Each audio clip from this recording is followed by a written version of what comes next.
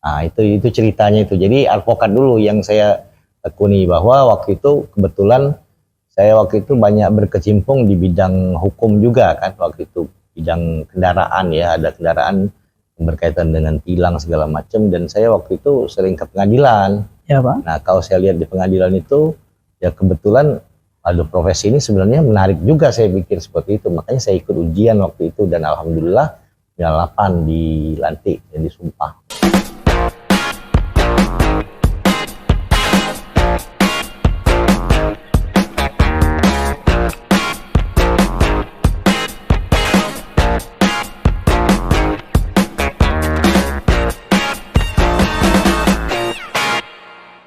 Hai semua, apa kabar? Jumpa lagi dengan Ngetok, ngobrol enak bareng tokoh. Bersama saya, Barokah Rinaldi, selaku host kali ini. Kali ini kita kedatangan narasumber yang istimewa, tokoh yang inspiratif. Beliau adalah dosen yang pernah menjadi mantan dekan, yang kini menjadi rektor di Universitas Taman Siswa Palembang. Beliau juga kami ketahui sebagai advokat senior yang kini terpilih menjadi pimpinan Perkumpulan Profesi Advokat sebagai Ketua DPC Pradi Kota Palembang. Selain itu, beliau juga menjadi pengurus Perbasi, Persatuan Bola Basket Seluruh Indonesia untuk Provinsi Sumatera Selatan. Namun secara pribadi, kami lebih mengenal beliau sebagai sosok yang berkarisma, leadership, profesional, dan visioner. Beliau adalah Dr. Azwar Agus SH MHum. Selamat datang Pak Dokter, apa kabar? Ya, baik. Kayaknya sudah kenal benar sama Taman Siswa ya, kalau Taman Siswa itu pakai ki ya. Terima kasih banyak Pak sudah berkenan dan menyempatkan waktunya menjadi tamu kami kali ini. Pak, saya izin langsung aja pada pertanyaan pertama Pak. Saya penasaran nih Pak, bagaimana ceritanya atau motivasi Bapak bisa menjadi kemudian memilih profesi sebagai dosen, Pak?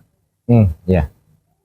Ya, begini ceritanya. Kalau dosen ya, khususnya dari dosen dulu ya. Ya. Kalau saya ini ngalir saja apa yang saya tidak terlalu ngoyo untuk mencapai sesuatu, mengalir saja bagaimana sampainya di mana, seperti itu. Jadi ini diawali dari, memang dari awal saya sebenarnya belum bercita-cita untuk menjadi dosen itu. Tapi setelah saya kuliah, sudah selesai, dan kuliah lagi S2, mulai dalam pemikiran saya itu, kenapa ilmu saya ini tidak saya kembangkan, makanya saya mengajar. Gitu Pak ya. Nah, jadi itulah awal asal tapi asal muasalnya itu bahwa saya jadi dosen juga masih dosen LB kan. Jadi ngajar pulang, belum udah jadi dosen tetap. Itu ngajar di alma mater saya sama ngajar di Taman Siswa itu.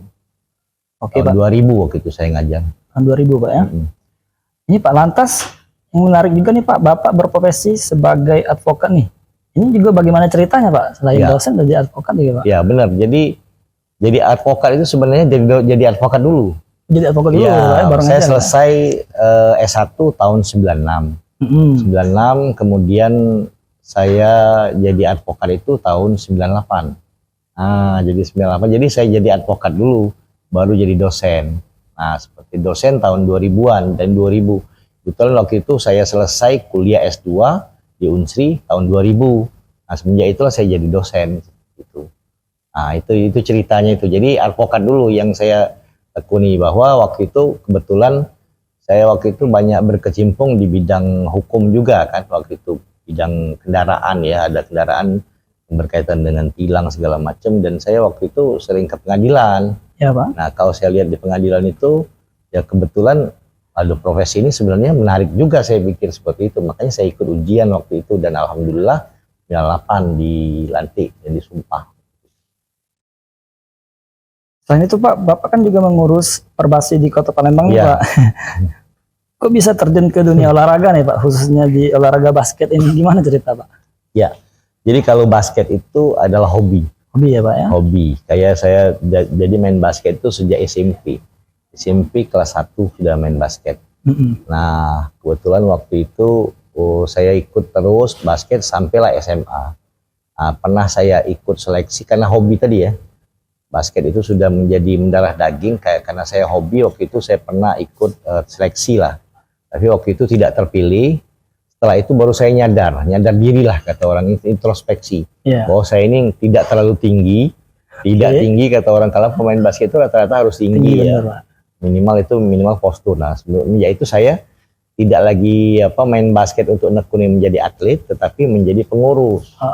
Nah, kalau orang sudah hobi itu nggak main basket, melihat saja sudah senang. Ya? Apalagi kalau kita misalnya karena ini ngurus kan, ya namanya ngurus basket, ngurus olahraga ini kan, ya karena kalau hobi ya apapun dilakukan, termasuk keluar uang segala macam itu. Penting support sistemnya. Iya. Ya.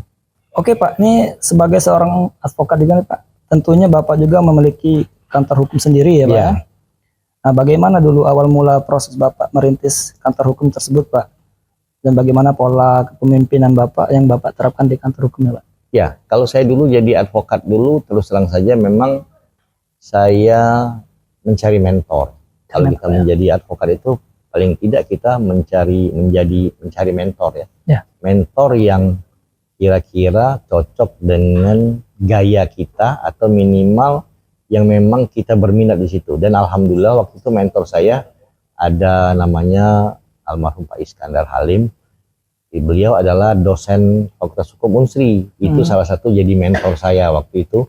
Dan ada dosen Unsri juga yang jadi mentor saya. Nah, dengan kedua mentor dosen tersebut mulai terbentuk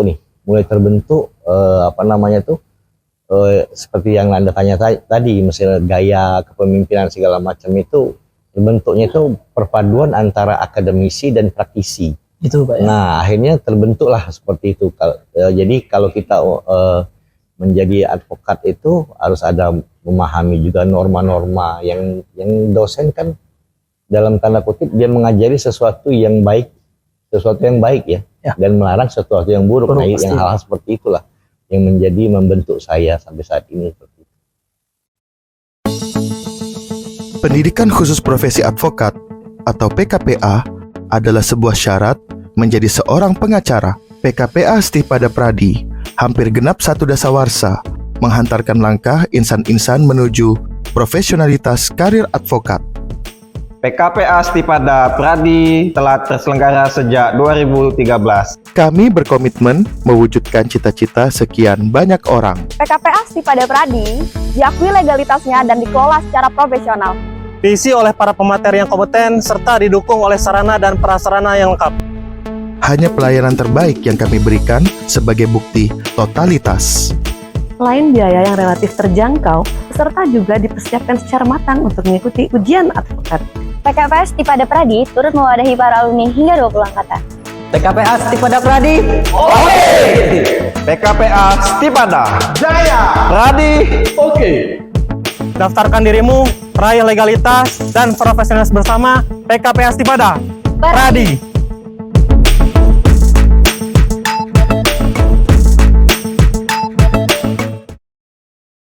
Terus Pak, bagaimana dahulu mempersiapkan diri Pak sehingga Bapak bisa berada pada posisi saat ini Pak?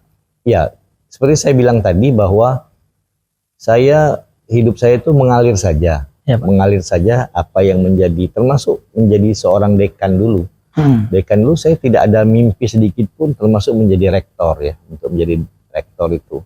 Maksud tidak ada dalam mimpi saya, tapi semuanya berjalan apa adanya. Artinya waktu saya proses untuk menjadi dekan itu bukan saya mencalonkan, saya diajak dan dicalonkan waktu itu.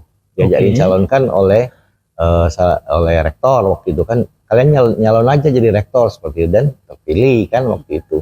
Jadi kalau saya sih jalani saja dengan seperti air mengalir gitu ya, dengan ikhlas.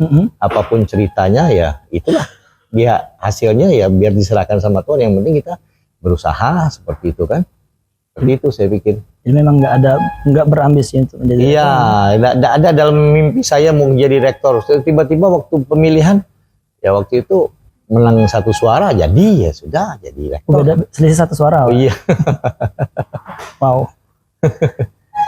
Oke Pak, ini Pak mungkin terakhir, kira-kira apa pesan yang dapat disampaikan khususnya pada kaula muda yang saat ini mungkin menempuh pendidikannya untuk mencapai cita-citanya khususnya di bidang advokat ini Pak? Yang paling terpenting itu adalah pertama adalah proses. Proses ya Pak. Nikmati dan jalani proses itu. Oke. Jangan ngoyo untuk mencapai sesuatu akhirnya menghalalkan segala cara. Seperti itu. Dan pahami bahwa proses itu adalah proses pembelajaran. Proses pembelajaran untuk kita mencapai sesuatu, untuk menjadi dewasa, untuk menjadi lebih maju, lebih baik dalam mengarungi kehidupan ini. Kalau proses itu tidak dijalani dan tidak dilaksanakan, ya itulah banyak yang karbitan tadi. Karbitan dalam artian misalnya kita menjalani profesi, misalnya klien tidak dilayani, misalnya seperti itu. Misalnya dengan dengan para senior, dengan para yang lebih tua, adab itu tidak dijalankan, seperti itu kan. Karena dalam proses itu kan pasti ada proses pembelajaran yang sangat-sangat berharga sekali, termasuk kita dalam menghadapi para senior dan segala macam itu. Nah itu adalah proses yang menurut saya harus dijalani, khususnya bagi advokat maupun profesi apapun lah, yang dimulai dari awal, dari umur yang masih muda, seperti itu. Oke, baiklah, makasih banyak Pak Dokter atas waktu dan kesediaannya. Memang nggak banyak Pak bincang-bincang kita kali ini, namun ya semoga hal yang tadi disampaikan dapat memberikan manfaat bagi pemirsa dimanapun berada. Jumpa lagi lain kesempatan bersama Ngetok, ngobrol enak bareng tokoh. Salam. Terima kasih.